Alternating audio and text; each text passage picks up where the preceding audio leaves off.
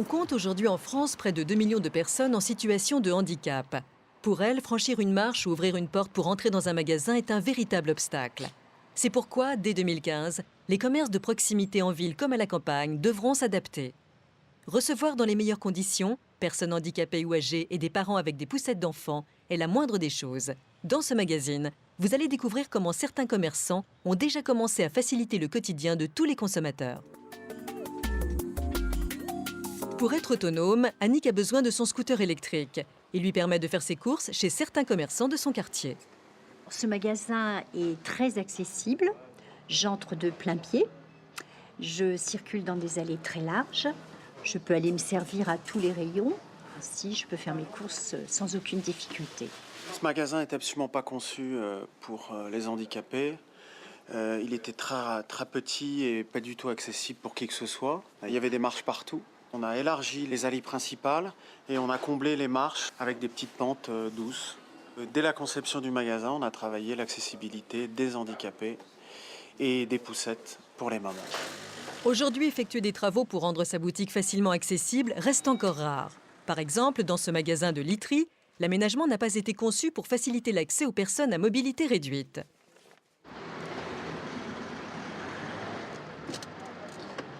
Bonjour, vous voulez bien venir me voir, monsieur? Bonjour. Alors, je rêve d'avoir un matelas mémoire de forme, mais je ne peux malheureusement pas entrer dans votre magasin.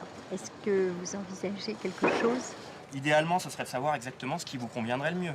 Pour nous, en effet, c'est facile quand on ne peut pas se lever et marcher, c'est entrer de plein pied ou avoir une rampe, c'est-à-dire un plan incliné qui me permettrait d'entrer dans le magasin avec ce genre d'appareil. Parce que pour l'instant, je vois qu'une solution, c'est que vous me portiez sur le matelas.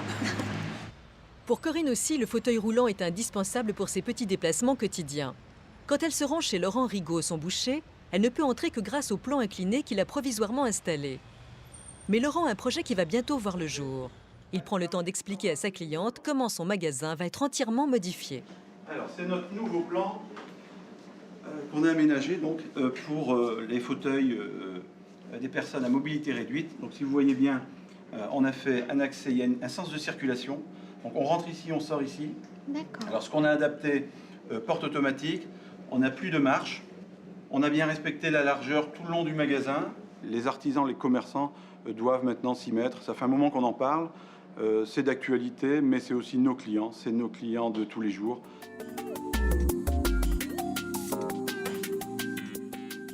Dans certaines zones rurales isolées, le seul magasin est bien souvent un point multiservice.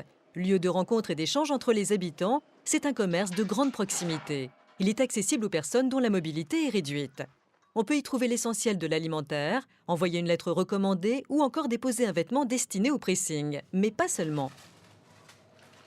On a développé un nouveau service pour coller le plus possible aux besoins des gens, qui est le service de portage de repas à domicile pour les gens notamment qui ne peuvent plus se faire à manger chez eux. Bon appétit, bonne journée! Allez, au revoir. Ça nous donne vraiment la reconnaissance des gens, le sourire quand ils rentrent dans le magasin, et ça nous rend utile, et nous, ça nous donne le sourire aussi. Cette commerçante n'est pas à court d'idées pour faire plaisir à sa clientèle. Une fois par mois, elle organise un atelier cuisine. À chaque fois, une dizaine de personnes participent à cette initiative, histoire de partager ensemble le goût des bonnes choses.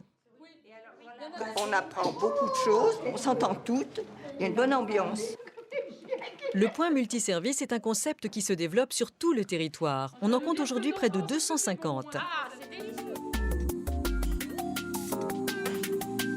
Lorsque l'on parle de handicap, on a souvent tendance à penser aux personnes en fauteuil roulant. Pourtant, la cécité est un autre exemple d'infirmité qui pénalise dans la vie de tous les jours. Pour Jean-Christian, qui est non-voyant, faire ses courses n'est pas simple. C'est le genre de magasin où je ne peux pas me débrouiller tout seul. Les rayons ne sont pas vraiment installés de façon régulière ou carrée, donc là j'ai besoin d'une aide humaine.